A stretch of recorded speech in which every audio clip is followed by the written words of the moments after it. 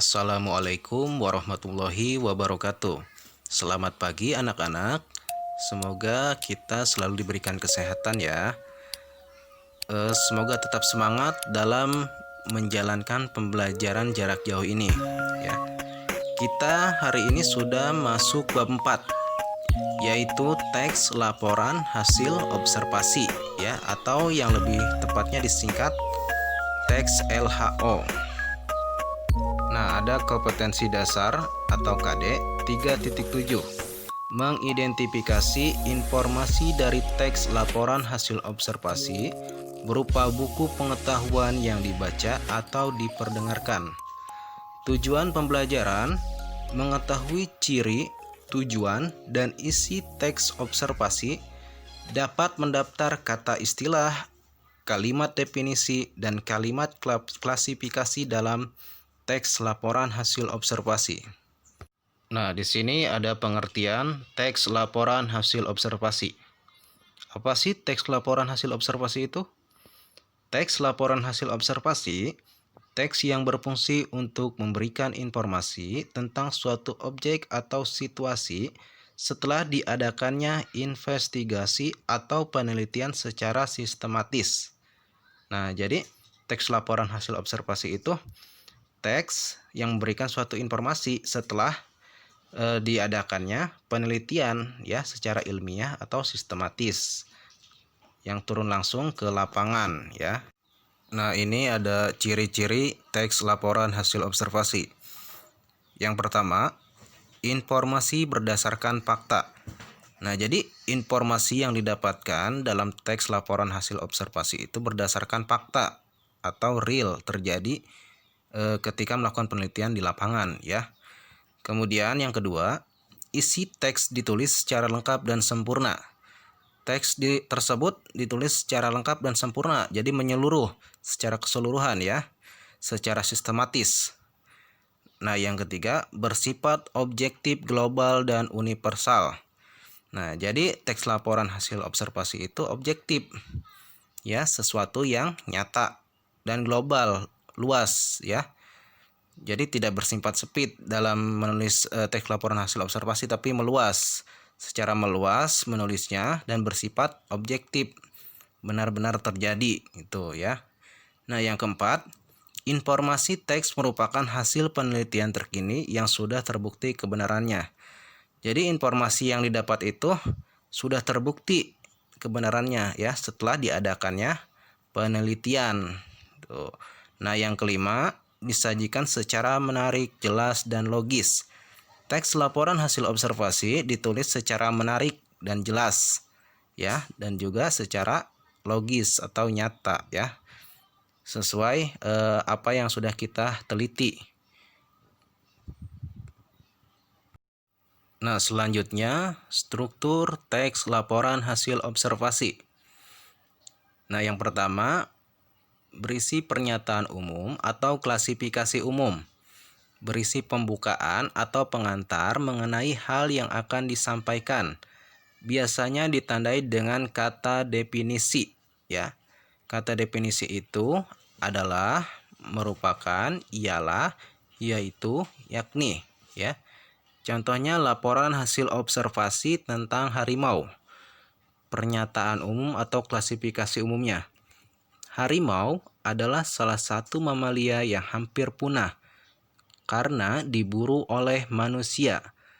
Nah, itu termasuk ke dalam pernyataan umum atau klasifikasi umum karena ada kata adalah ya, bagian dari kata definisi. Kemudian ada deskripsi bagian. Deskripsi bagian berisi hal umum mengenai objek yang akan diamati secara detail, berisi perincian bagian-bagian hal yang dilaporkan. Kalau binatang biasanya mencakup ciri fisik, habitat, makanan, dan perilaku ya.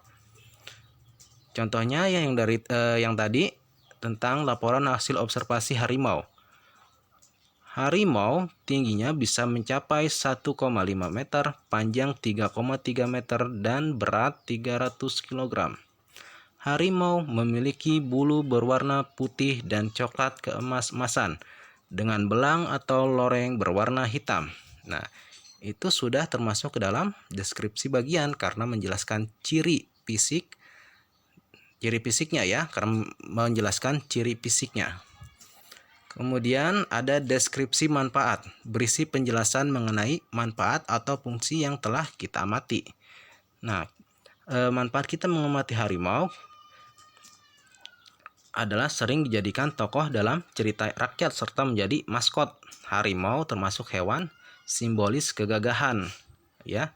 Jadi manfaat kita meneliti atau membuat teks laporan hasil observasi tentang harimau itu karena harimau sering jadikan maskot ya, atau sering dijadikan cerita rakyat ya. Nah, selanjutnya yaitu kesimpulan, berisi ringkasan umum hal yang dilaporkan secara keseluruhan. Jadi kesimpulan ini boleh tidak, boleh ada, boleh tidak ada, boleh ada ya.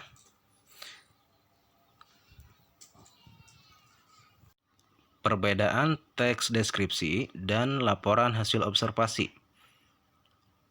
Bedanya adalah teks deskripsi berdasarkan apa yang kita lihat saja ya.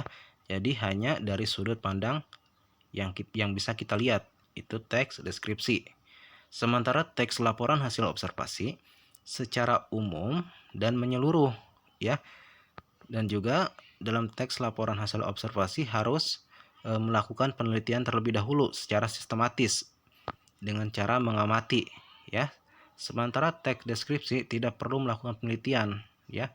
Tidak perlu melakukan penelitian, hanya dapat melihat saja seolah-olah merasakan, mendengar dan merasa ya, meraba. Sementara teks laporan hasil observasi harus terjun langsung ke lapangan atau ke tempat yang akan dituju untuk melakukan suatu penelitian dan proses mengamati ya.